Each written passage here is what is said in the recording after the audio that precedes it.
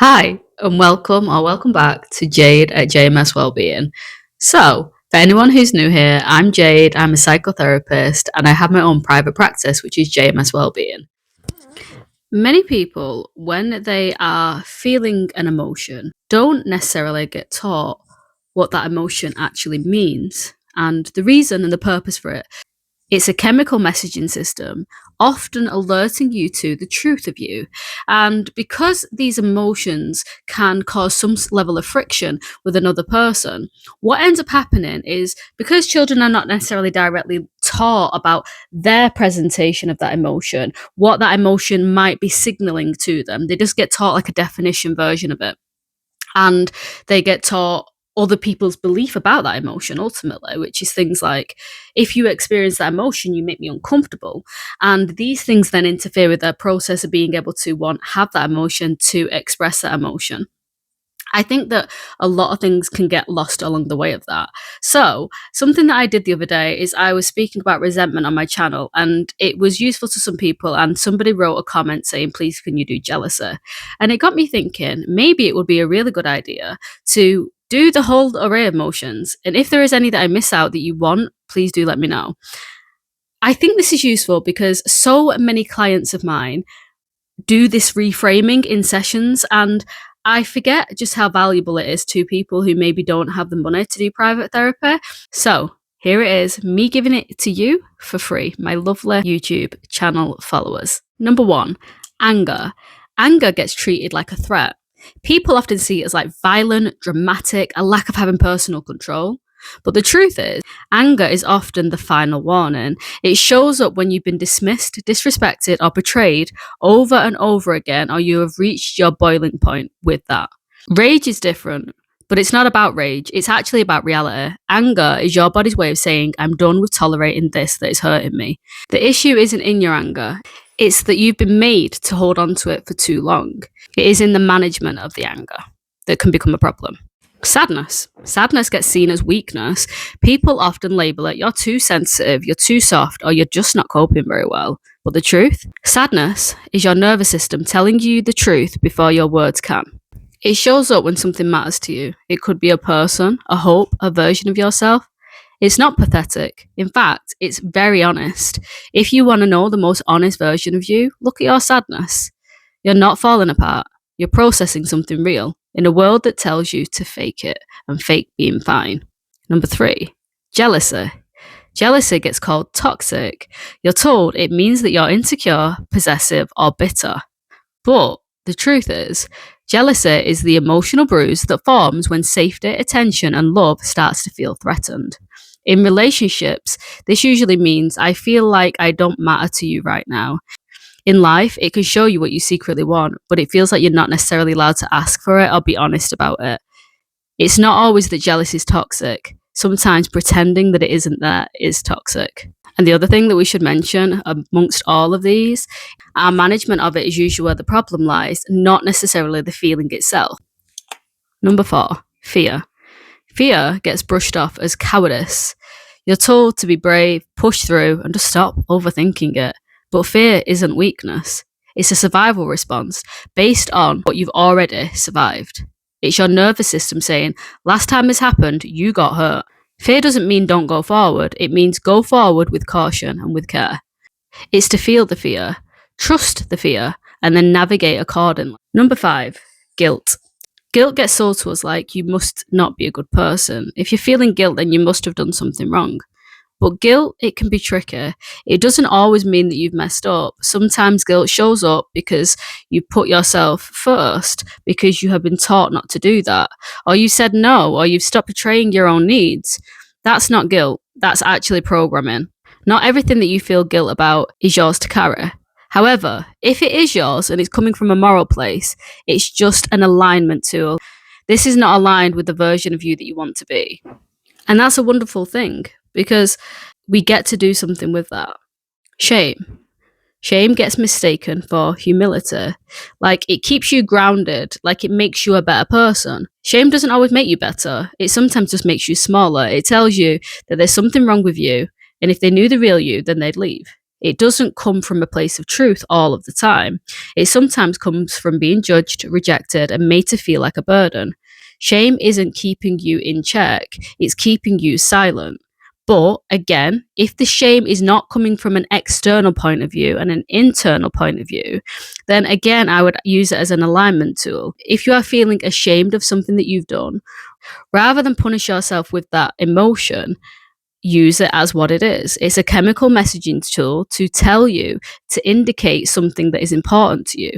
Your body is just saying, I am feeling ashamed of that thing. That doesn't feel like it's in alignment with the best version of us or the version of us that we are wanting to be. And what can we do with that? Number 7, joy. Joy gets treated like it's naive. Like, if you feel good, then you're not paying attention. But the truth is, joy is actually resistance, because it's your body saying, I still feel, I still care, and I still have reasons to show up and be able to feel the joyful and the enjoyable moments and emotions. When life has been hard, joy can feel dangerous. And a lot of my clients worry about this. They feel afraid to feel joy. Like, if you allow yourself to truly feel it and get inside of it, then it'll be ripped away. But joy isn't weakness. It's the thing that often keeps you going. Disgust. Disgust gets seen as dramatic. It's like you're being too picky or you're being too judgmental. But disgust is your nervous system throwing up a red flag, if you will. It shows up when something crosses a line for you, whether that is morally, emotionally, physically, or even sensory. It's not about being rude. Again, we get to manage our behavior in response to our emotions, but feeling them, we don't have to shame ourselves for feeling them. It's about knowing something is off and having an instinct to reject that thing. You're not overreacting. You're recognizing the body and the signal that it's putting out, and it's saying that it can't tolerate. But remember to check in whether this is yours or whether this is something that you've been taught to feel. Confusion. Confusion gets labeled as a lack of intelligence. Like, you're slow, indecisive, you're not paying attention. But in fact, it's just signaling that this picture is not completely making sense. 5 plus 5 is no longer equaling 10. Confusion is what happens when the wiring in your brain is no longer working for the current situation. It means that you're questioning, not coasting. It shows up when you're in between who you were and who you are becoming. And that version of you doesn't have all the information just yet. You're not lost, you're learning. And that takes more strength than pretending that you've got it all figured out all of the time, when none of us do. 10. Disappointment. Disappointment gets treated like it's petty, like your standards were too high or your hopes were too unrealistic in the first place. But disappointment usually comes from believing in something or somebody and watching them or the thing let you down. And the reason it hurts is because it mattered. You're not too sensitive. You're just paying attention to where you invested your heart. Disappointment doesn't mean that you have to lower your standards. It means don't hand them out to people who might not honour them in the same way that you do. Number 11, anxiety. Anxiety gets seen as overthinking, and it can present in that way. And people often think that you're just making a whole lot of fuss about nothing. But anxiety is what happens when your system is running too fast and everything feels like a threat. It's not a personality flaw. It's what happens when you've had to stay alert to survive. Whether that is a physical safety, mental safety, emotional safety, or other. You can't always think your way out of it. Sometimes we have to slow our whole body down and remind ourselves that we are safe now, that overthinking held a purpose, but maybe we don't need to do it as often as we think we do. Anxiety is often a call, saying something feels unpredictable or unsafe to us, and we might need to do all that we can do to figure it out. That is usually the signal and the call of anxiety. 12. Grief.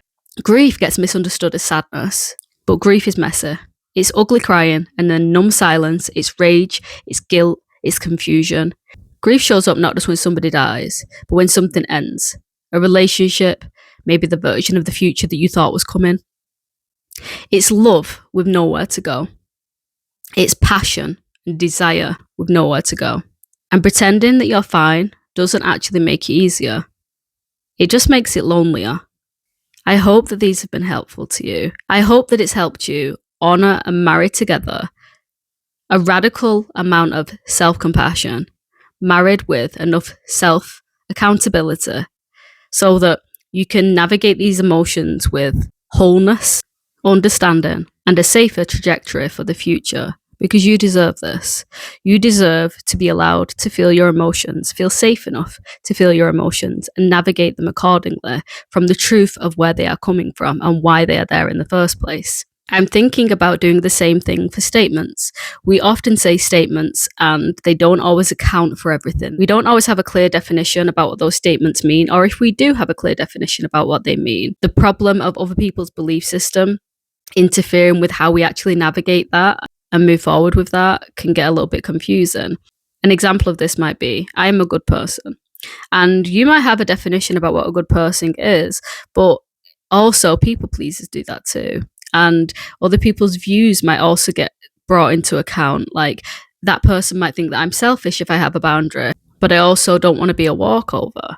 And actually, it's the navigation of maybe you're thinking about being a kind person over actually what truly means to be a good person and be a whole person and be a human person.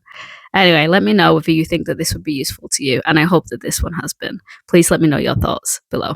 Speak soon. Take care.